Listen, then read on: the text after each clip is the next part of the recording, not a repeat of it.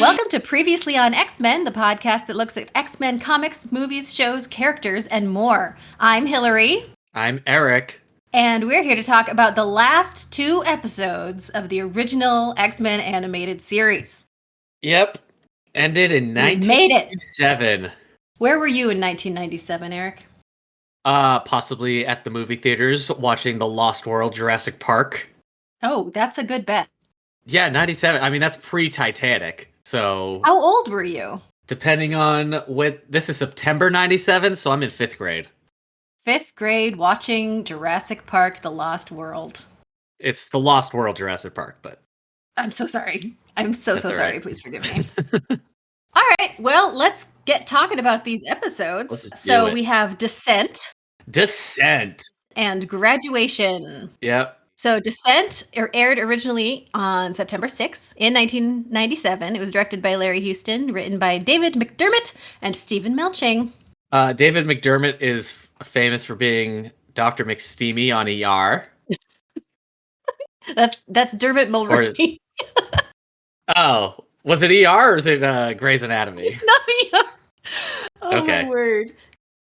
Anyway, so at the very beginning, we have what seems to be, I thought it was Sinister at the very beginning, giving real Jack the Ripper vibes, running around Victorian England.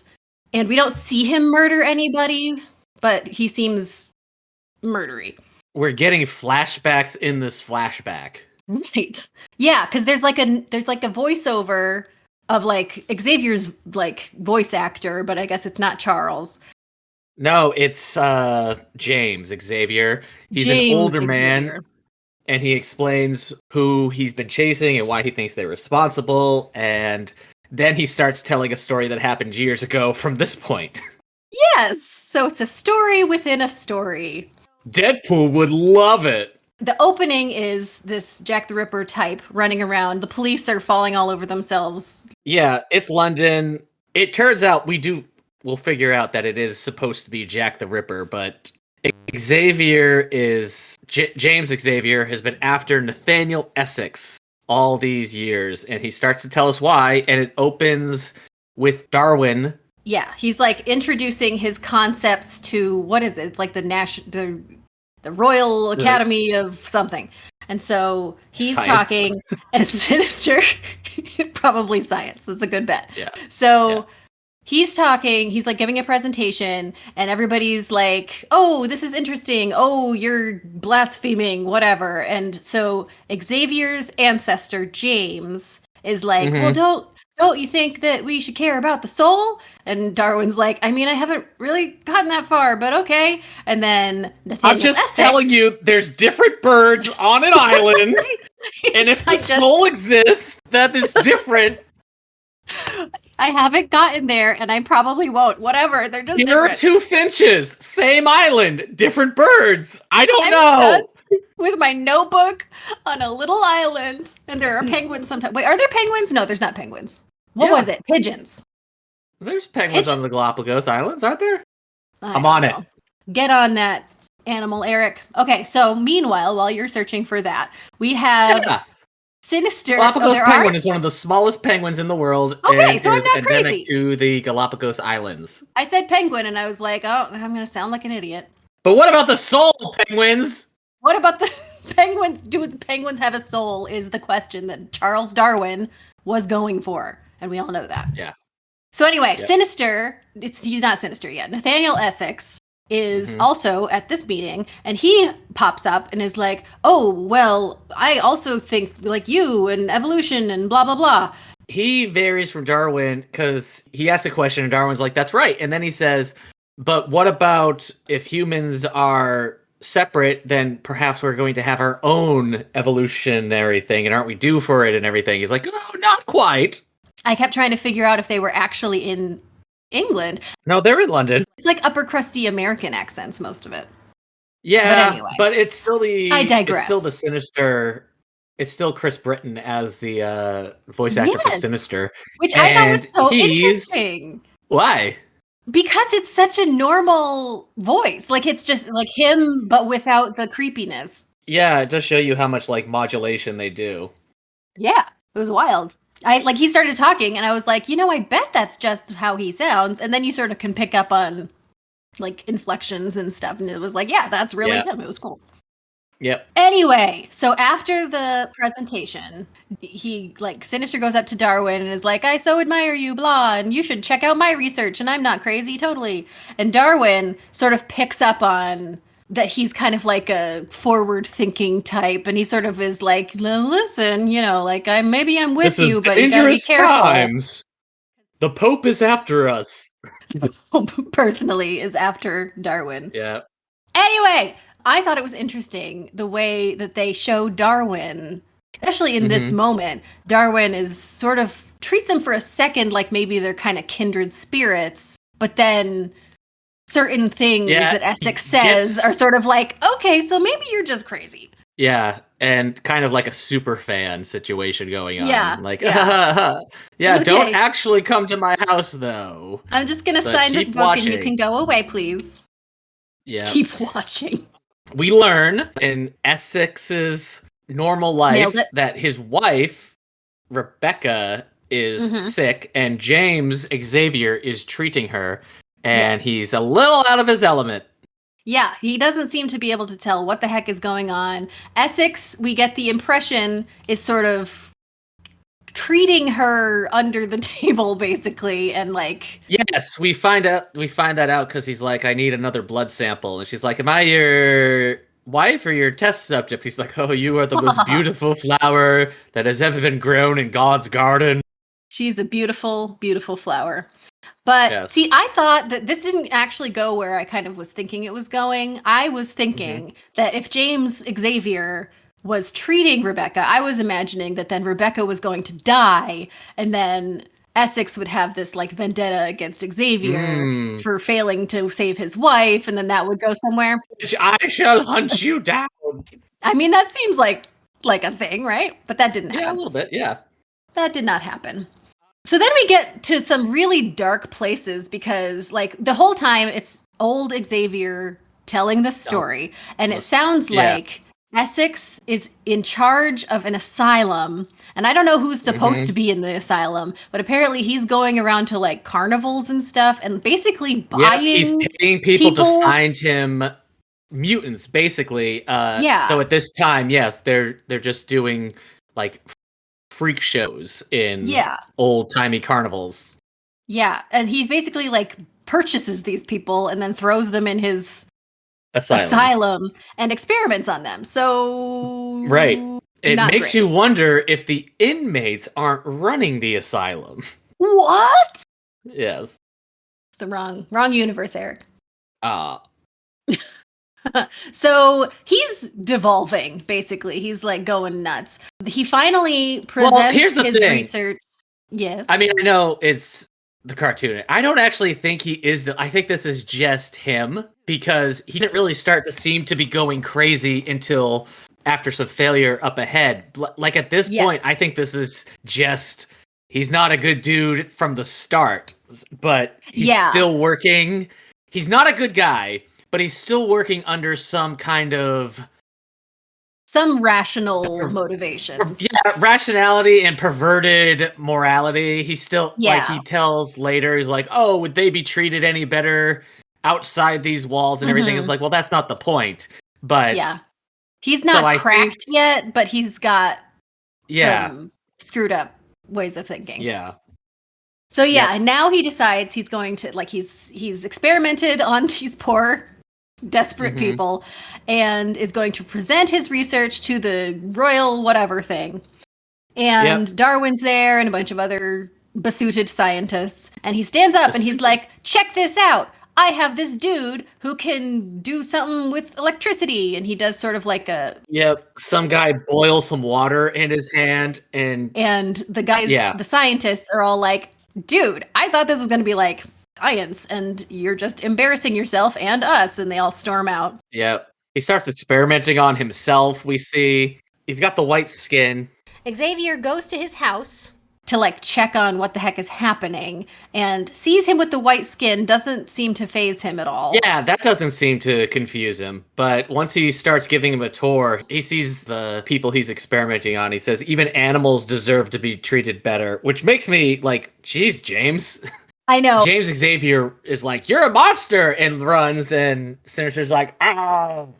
And he visits Rebecca, who is now much better, and she laughs, and they're like, what's so funny? She's like, I'm not supposed to tell you, but Nathan has been experimenting on me. She seems unaware that this would be scandalous. Yeah, but she's fine, and there's nothing like nefarious about it either, which I think, Yeah. I don't know, the viewer might wonder if it's gonna happen, but he really was just healing her. Well, everybody else that he's been experimenting on, it sort of seems like he's been enhancing their powers and kind of like making them out of control a little. Yeah. And yeah, nothing ever happens with Rebecca. She's just healthy now and happy. Yep. So that's nice. But all the inmates get loot, or they escape. Nathan is like, my children, come back. I love you. He chases them through the streets. He's like saying their names and like Yeah. freaking out. And it feels like this is a moment where he's really demonstrating that like crazy, like, I actually care about these people. Yeah. And I've so been I'm doing it for their imprisoning them. benefit. Kind of Their thing, because they go out, benefit. their benefit. They start, they get attacked by people, and they like, they, And everybody like, starts start saying burning they're the things. devils. Yeah. So it sort of is happening the way he said it would. But also, don't imprison people. Yes. Well, that's the problem with X-Men villains, is that they are usually right.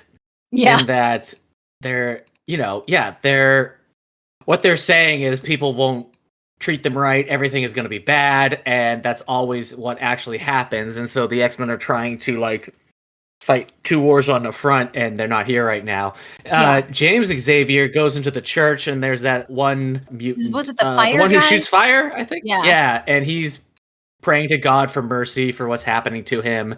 And Xavier is like, I'm gonna help you and everything, though he's still like, I'm going to help you in a chaste Christian 1800s London-y way.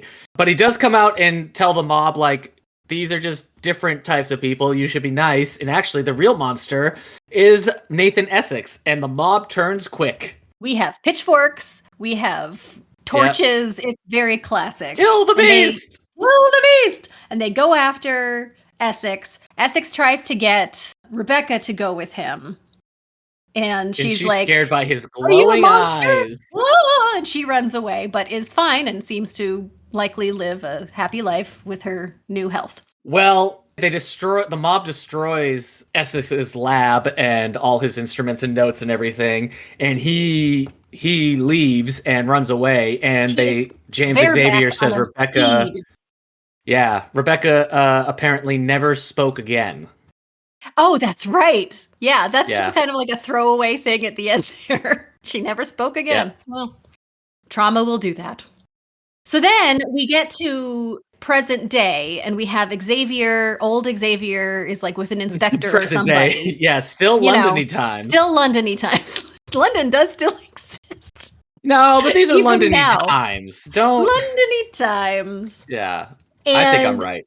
So Xavier's like, I've been following him around the world, and there's shots of him in China, I think, and like all these different places where he's chased him. And now he's like, I found him. He's right here. And he's connected to these murders that you, Inspector, are trying to figure out. And the only evidence that we have of the murders is a weird, gnarled old foot that we see kind of peeking in on the edge of the screen. The guy they're chasing gets to the place, and we find Sinister's there, and he says, Jack, I wanted this one alive. He says Jack so many times. Well, that's so we know that he's Jack the Ripper. He's employed like, Jack the Ripper to get him I'm very disappointed, parts. Jack, because you killed this person, Jack. Again? Jack? Jack! I swear, Jack, one of these days... They think they're going to catch him, but they get to the room, and it's just a copy of Origin of the Species by Darwin. With the signature. With the signature on it. And he's like, another insult. And so if I can't catch him, Hopefully someone can. And yeah, it Someone cuts to someday. real modern day 1997. Charles Xavier sitting there angry. He's in bed looking Mhm. stern, and he, Yes. I think, had been reading The Origin of the Species. That I guess Okay. he inherited this book from his grandfather or Great whatever. great grandfather? I Yeah, don't know how far back it would go. wouldn't it But have to be? I don't know when Jack the Ripper was. I'm going to look it up. 1800s, Londony time. I've Well, already yeah, said but this. early 1800s or late 1800s. It was between Late? August and November 1888. Yeah. There were 5 murders. Jack the Ripper was, I mean, listen, terrible, awful. But I guess I thought more than 5 for Jack the Ripper. Well, I think that's a little up for debate. Like, is it the same guy? Is Is it this a thing that you like multiple? have expertise on? No, but I've like dug into it once or twice. It's is there actually Jack the Ripper? Did other people use the phrase, or was it one person? It's really more Did about somebody like take some guy and experiment on him and turn him is into it Jack Mr. the Ripper? Sinister? The big thing about it is that it really changed the perception of how bad things were in London at the time and kind of started like professional detective work and stuff. Huh. Yeah. Well, we've all learned something today. I want everybody already. So you think he's reading Origin of the Species that is belonged to his great great grandfather Yes. and is now like but how I I guess the thought thing that go it on. was like he had just okay, so what you see is Xavier lying in bed, and then Uh-huh. it kind of zooms over onto his bedside table, and there is the Uh-huh. signed Origin of the Species book. Uh-huh. And so what I think happened is he Uh-huh. just woke up, and Uh-huh. before he had gone to bed, he was reading this Origin of the Species and thinking about the journal or whatever from his grandfather, whatever. Uh-huh. And so he had been dreaming through this whole episode. I guess I think what happens is he has that book, but maybe he himself is unaware of the lineage that connects him to Sinister's thing, and it's more just see, the Xavier line will continue to fight against Sinister, even unbeknownst to it. Unbeknownst. What'd I say? You said unbeknown. No, I think I said the right one. But The anyway, point yeah. is, I guess the way we have I think interpreted this episode differently, as yes. many people interpreted Sinister's work differently at the time. Of course. So we Well, can relate to most him. people thought he was bad. So that was a pretty Yeah. uniform. Not Rebecca so much. She was scared, but I think she would have come to terms with it. You I think wonder she if had just stuck it out? Rebecca will ever return in the comics. Rebecca Essex. Yeah. Is that a thing? Does she come back in the comics? I don't know. What do you mean you don't know? I guess you'll have to read Krakoa Times. Oh, okay. Interesting. This episode's pretty much based on the further adventures of Cyclops and Phoenix when they were time traveling during their honeymoon. And it's revealed that they helped him rebel against Apocalypse at the time, because in the comics, Apocalypse is the one who transforms him into Mr. Sinister. Right. Sinister meets time traveling Cyclops and Phoenix, and they help him rebel, and that's what creates the obsession he has with the Summers lineage. Well, great. Good for them. Good job, guys. And this episode did come out after that, so it's inspired by that, but it doesn't. Obviously, with the way they're doing the show, they're not going to include the Cyclops and Jean thing. But it's strange to me that they don't incorporate the Apocalypse element, because that they still could do. Like, they don't even hint at it. They seem to really be leaning into the like tortured scientist, like Jekyll and Hyde kind of a thing. So maybe they just wanted that, felt like doing that. It's obviously based on that, because that's where we learn about his origin and everything. But at the same time, it plays differently. So what did you think about this episode, Eric? I remember liking this episode when I first watched it and thought maybe it didn't hold up after I watched it once or twice before. Mainly because of the animation quality. But maybe it's because the other episodes we've just watched have been so bad. This one actually feels it feels like it would have come before this season. I feel like I have a similar reaction, but also sort of different because, like, Ah. I feel like if this episode had happened any other time in the Uh-huh. series, I would have liked it more. But since Mm-hmm. it was after the ones that it's been after, I was like, could we Mm-hmm. just have an episode where like the X-Men go on a mission and do X-Men Yeah, things? it really hasn't been that unless you want to count that Cannonball episode, and I don't even want to think about that episode. It's been a strange one, but yeah, I think what you're saying is that this feels like an episode that is going into lore, which makes us think more of the previous episodes, which Hmm. were building up the lore and history. And Yeah. these past 7 episodes have been very messy. Yes. Maybe this would have been an interesting episode at the end of the second season, like the very last episode, like a Coda episode, Yeah. Yeah. where Sinister was Something the where whole like bad guy. we've already been getting what we Yeah. want from an X-Men show, and then we get this little thing that's like, oh, how interesting. This is based off an origin story that hadn't appeared until a year before, so it would have really only been able to happen afterwards. But yeah, I think I get what you're saying about this type of episode. But I don't hate it. I think my comic accurate brain wishes Apocalypse was in here, even in some form, even if he was just Like a even if shadow in the background or well, even if something. Nathan had just said like I also have an anonymous sponsor from Yeah, like a Egypt. benefactor. Yeah. That's true. That wouldn't have been that hard to throw in. The way they're always like something sinister. They could have easily put Sinister. in like Almost apocalyptic. yeah, that's what it is. But yeah, I liked this episode more than I remembered it. Yeah, I think it was good. I think it was good. Didn't like the placement. Anyway, so the very last episode called Graduation. I thought a little bit that there would be some schooly element to this, but there wasn't. Okay, yes, because you have never seen this episode? Never in my life seen this Not episode. because you own the DVDs, so you've just never done a full watch through I've all the never done way a to full this watch very through. last episode.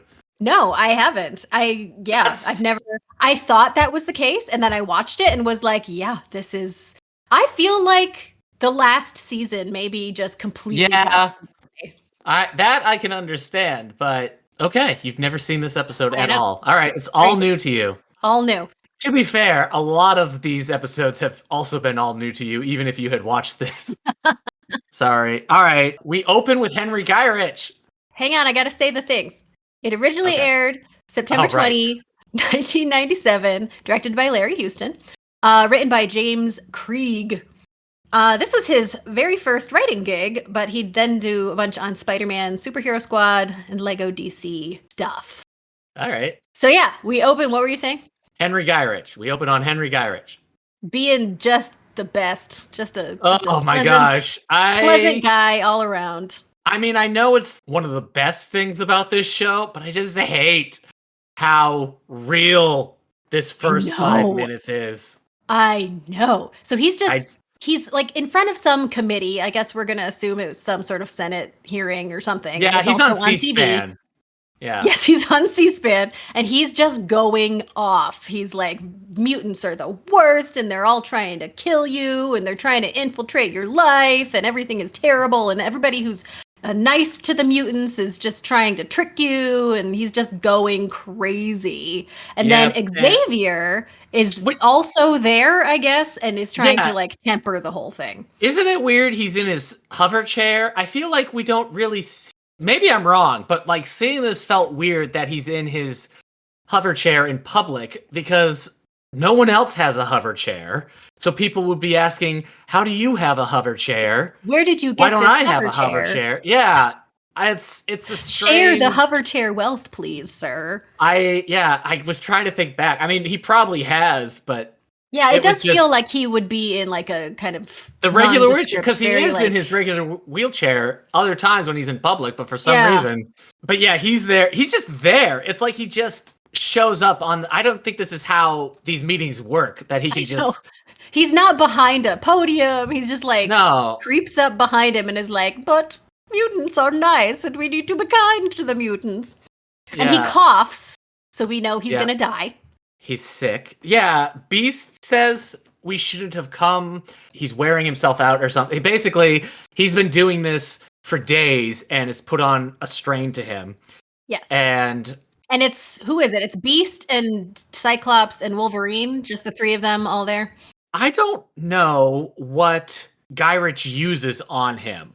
Yeah, it just happens and then it doesn't really matter. But it's like he goes up and he's like, well, Also, how come hold up. you're always doing this? I bet you're Was it- secretly a mutant.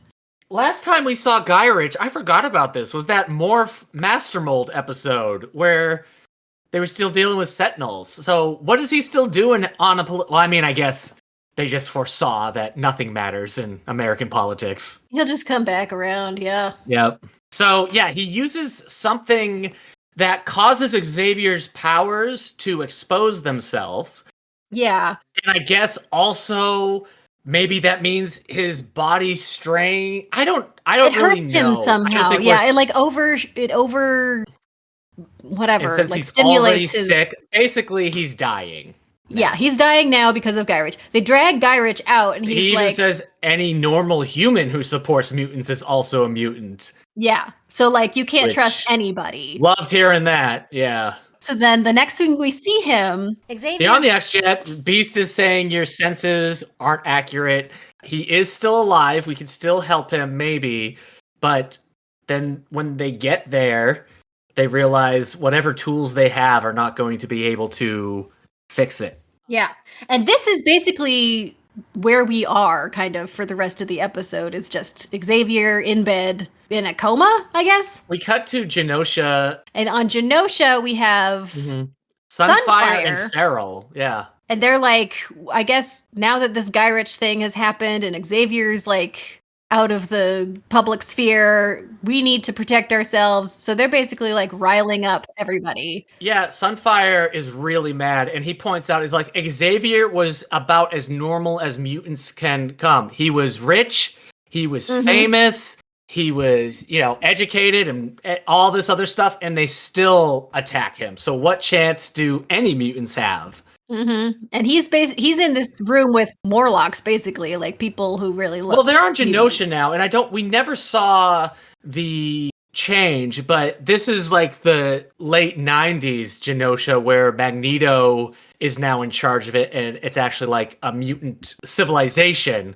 But we never saw that change in this episode, in this series, but that's, what's kind of going on. But I guess Magneto just kind of hangs out in his room and doesn't make public appearances often. Yeah, he's just sort of isolated, but they've got sort of this nation situation, but they think that they need to really basically take over the world. And they want to protect him themselves. to lead them now. Back with Xavier, they're dealing with Moira and they're trying to figure out how they're going to save him. And they decide that what they have to do, the only thing they could do is if they could contact the Shi'ar, then maybe they would have technology that could save Xavier. But unless they can do that, he's going to die. And the problem is the contact between Xavier and Lilandra isn't just because he's psychic and using Cerebro. It's because they have that rapport and that connects them across time and space. And so even if Jean was to use Cerebro, it would not help. Right. It has to be Xavier doing it, and he's out of commission. So they basically are like, we're going to do that. And meanwhile, more rumbling is happening from the mutants. There's uprisings. They have Xavier try to do a public video explaining, don't do this. We don't need to be like these people. And we find out that it was Morph all along. It was Morph all along because Xavier's still in a coma. Yes. And so they know that they still have to stop Magneto because he does decide to lead mutants in a big war because he thinks Xavier was attacked but is also alive. But he's like, that's it. We're doing this. And well, the only thing we can do here, the thing that Xavier would want us to do is take out Magneto. I don't really know why they think Xavier would want that. Well, he would want. I guess, but it sort of felt like they were going to kill him. He would want them to stop Magneto from leading a mutant army against the world and, causing all those issues. But they are, seeking a peaceful alternative, I think. It's interesting, though, because their plan is just to fly in and escape from the plane because Magneto blows it up. And it's like, wow, Magneto is straight up going to murder them because he even says they were worthy foes. But so Jean comes along with them because she's it's sort strange of the way they're infantiling. I can't say the word. But basically, infantilizing. yes, because Wolverine and Cyclops are having the meeting, and then Jean shows up, and Wolverine's like, "No way, not Yeah. happening."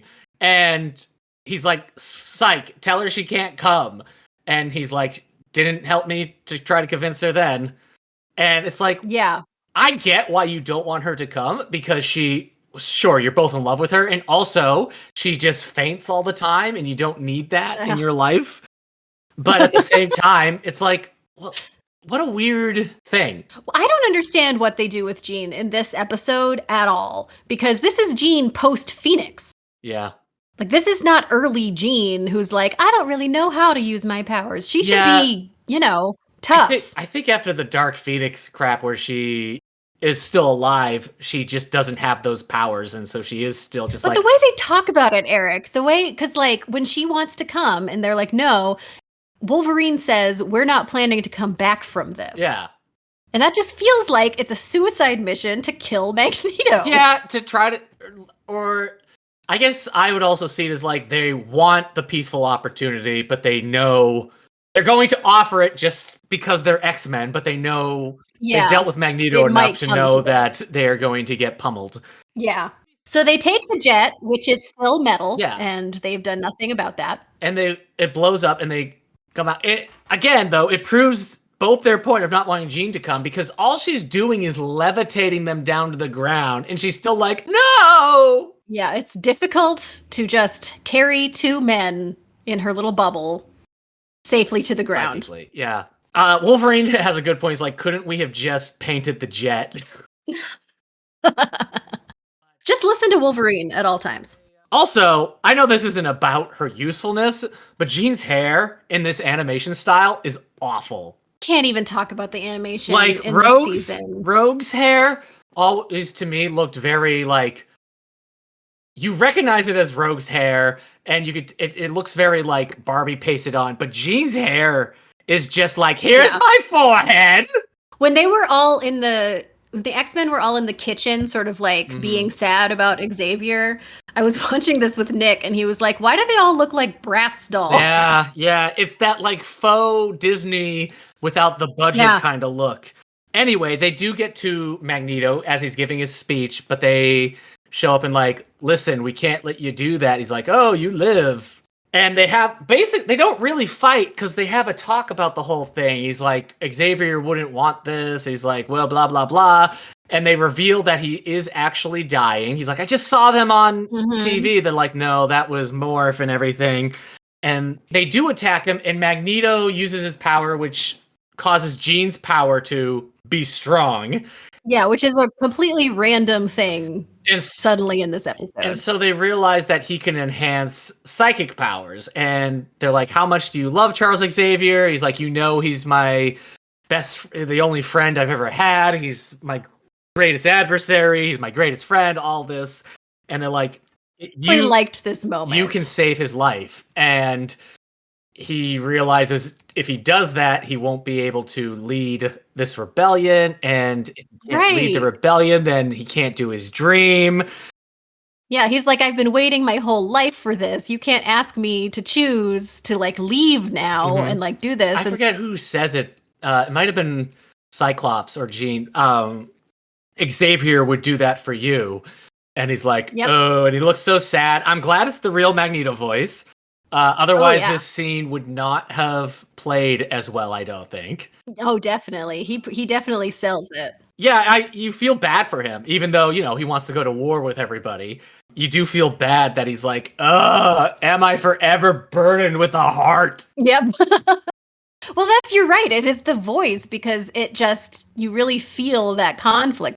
Because it could be really grandiose and stupid, but it's like, this is a guy who has been striving for something his entire life, but is like, he loves Xavier. And I love that they use that word that Jean's like, how much do you love him? And it's like, well, a lot, apparently. Yep. Just like the Hamilton line, Foes diametrically opposed. Yep. So we get he uses his power. They send a call out there, and Xavier does the main thing of this episode, which is to tell all the X-Men how great they are and what they've learned over the years.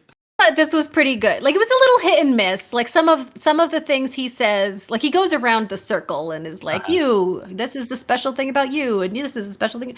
Some of them are like, okay, well, I guess you didn't really have anything. He really trite. He really goes on with Wolverine. He's like, savage, you found a home. Imbecile, you've learned to read. Big, stupid dummy, you found a family. I guess you have value now. But yeah, it's like very specific personal things. The thing for Wolverine, I think, is nice. Jeans is weird. Jeans is weird. Jean. He really focuses first of my on, heart. And I'm like, what? And like you've learned so much, but you're still the innocent child that I took in. That's right, because you've seen things no one else has seen in your Phoenix times, and yet now you've remained an innocent, basically useless X-Men. Thank you for that. Yes, I'm so glad that you have returned to this. His thing for Rogue, I think, is stupid. You know, he's like, you can't touch anybody, but you've touched us all. Wow.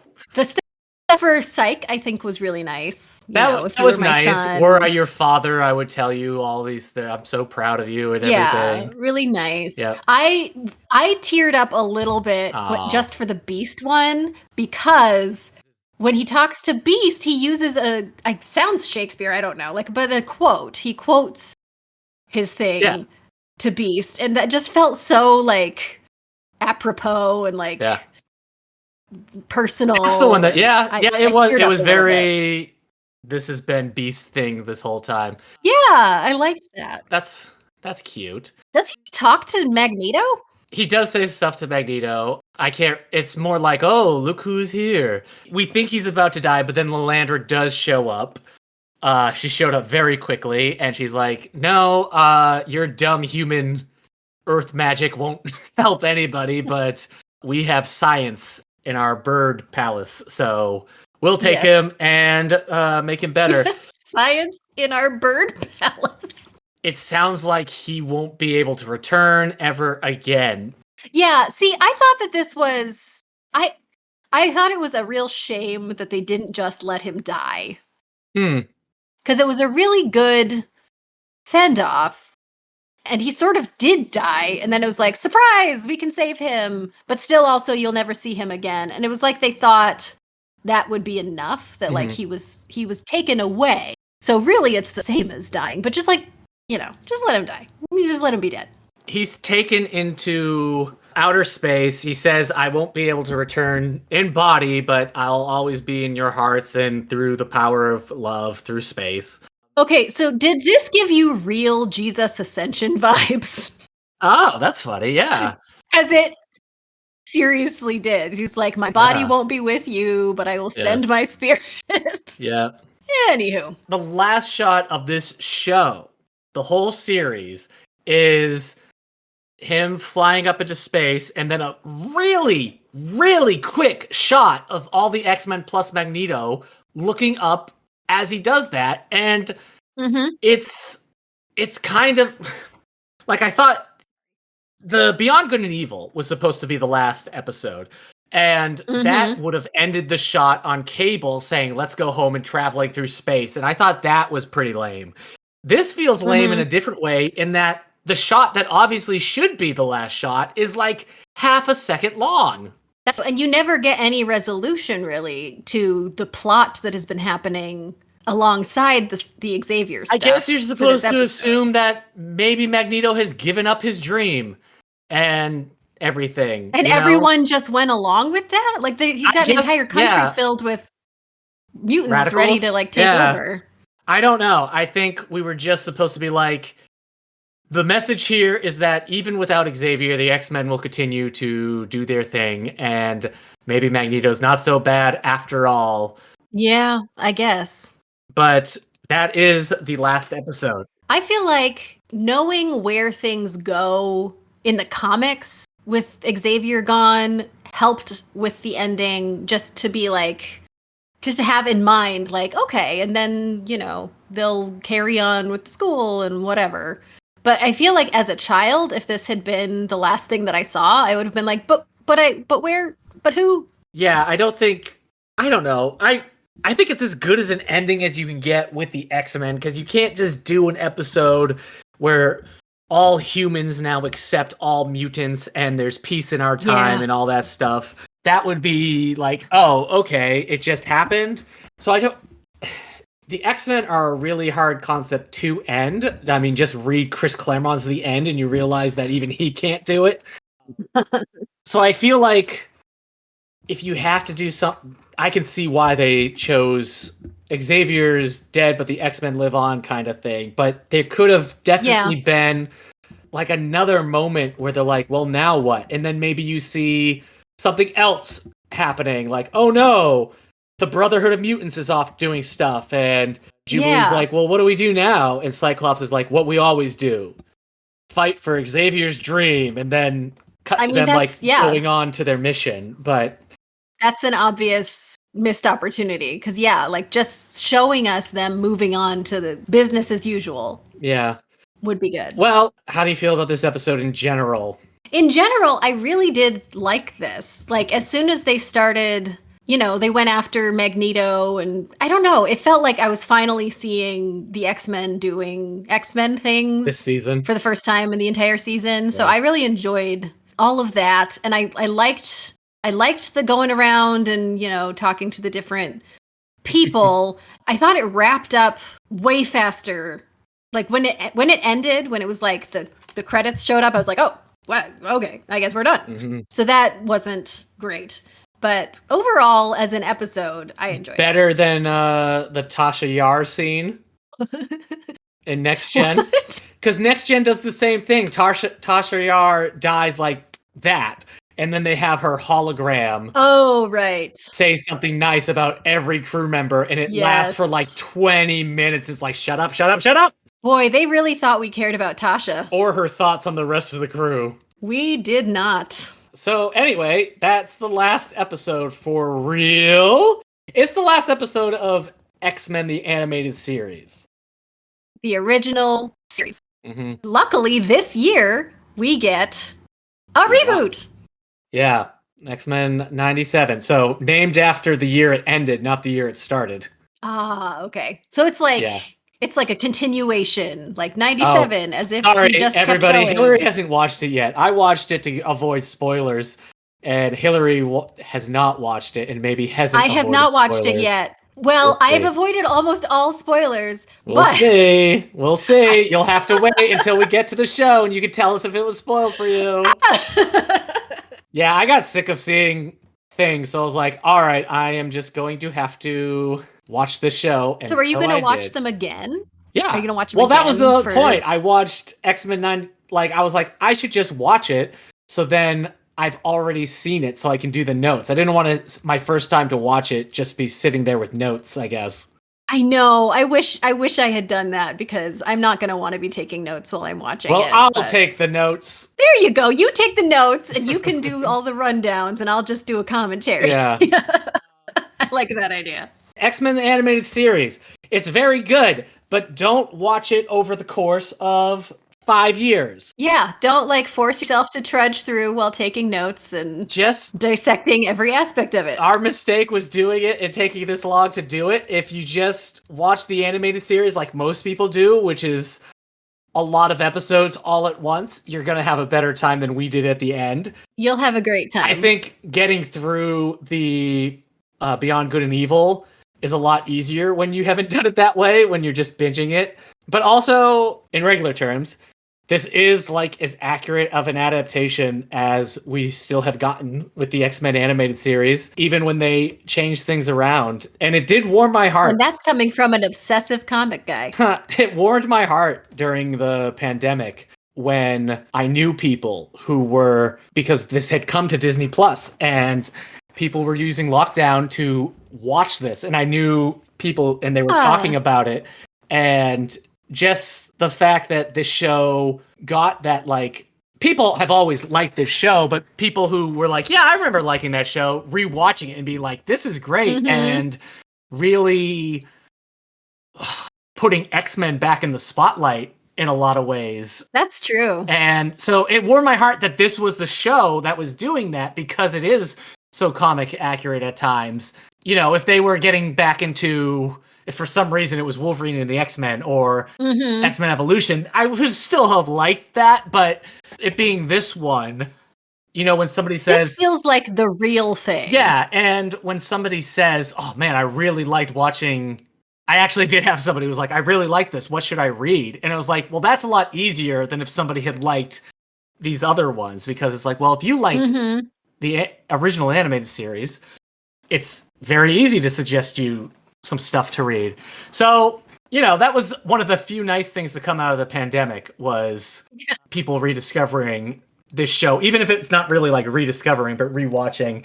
And, you know, as we talked about this, and I was thinking about how people were watching it from, like, you know, beginning to end, like in a binge way, about how rich and varied the X-Men world would look to them by just going through all of that.